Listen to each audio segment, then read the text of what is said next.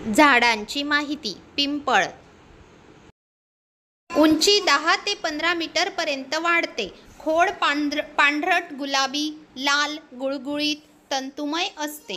पाने हृदयाकार, लांब देठाची, कोवळी असताना गुलाबी, तांबूस, नंतर हिरव्या रंगाची आणि वाऱ्याबरोबर सतत हलणारी, सळसळणारी, डोळ्यांना कानांना सुखावणारी असतात. अग्रस्थ अंकुर उपपर्णांनी झाकलेला. उपपर्णे लांबट तांबूस गुलाबी असतात. खोड पांढरट गुलाबी, लाल, गुळगुळीत, तंतुमय असते.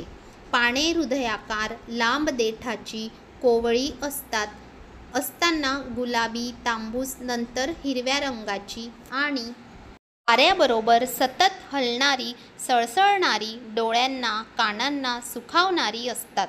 अग्रस्थ अंकुर उपपर्णांनी झाकलेला.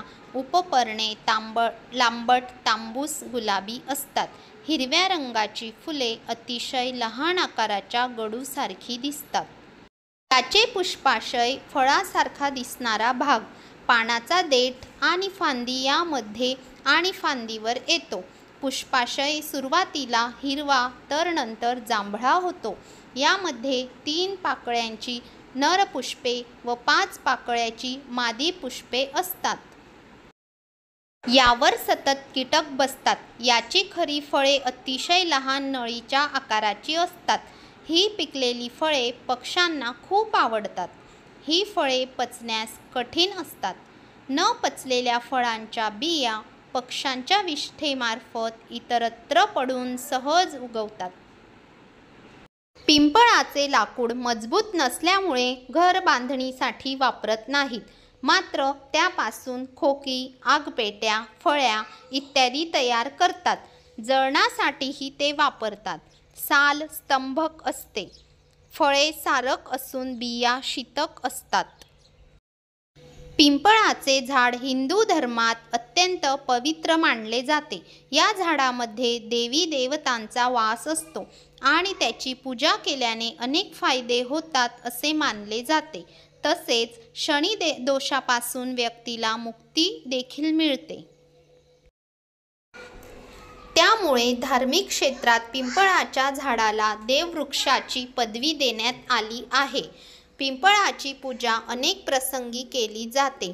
मग ती अमावस्या असो किंवा पौर्णिमा. भगवान विष्णू आणि माता लक्ष्मी हे पिंपळाच्या झाडावर राहतात असे मानले जाते.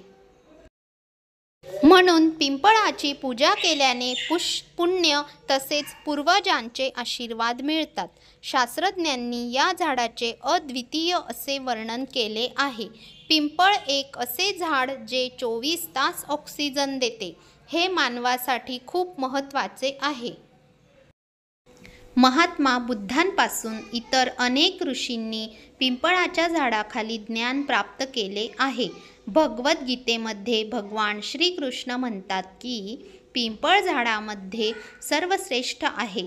तसेच पिंपळ हेच भगवान विष्णूचे एकमेव रूप आहे आणि जेथे भगवान विष्णू असतील तेथे लक्ष्मी असेल. भगवान श्रीकृष्णाने पिंपळाच्या झाडाखाली बसूनच जगाला गीतेचे ज्ञान दिले होते. यावरूनच पिंपळाच्या झाडाचे महत्त्व दिसून येते. म्हणून पिंपळाची पूजा केल्याने भगवान विष्णू आणि माता लक्ष्मीचा आशीर्वाद मिळतो व सर्व कार्ये पूर्ण होतात. पिंपळाच्या झाडामध्ये अनेक औषधी गुणधर्म दडलेले आहेत. या झाडाच्या पानांपासून ते फळे आणि मुळांपर्यंत सर्व भाग फायदेशीर आहेत. पिंपळ हे सर्वात जास्त ऑक्सिजन देणारे झाड आहे. त्यात प्रथिने, चरबी, कॅल्शियम, लोह आणि मॅंगनीज यांसारखे अनेक अनावश्यक पोषक घटक असतात.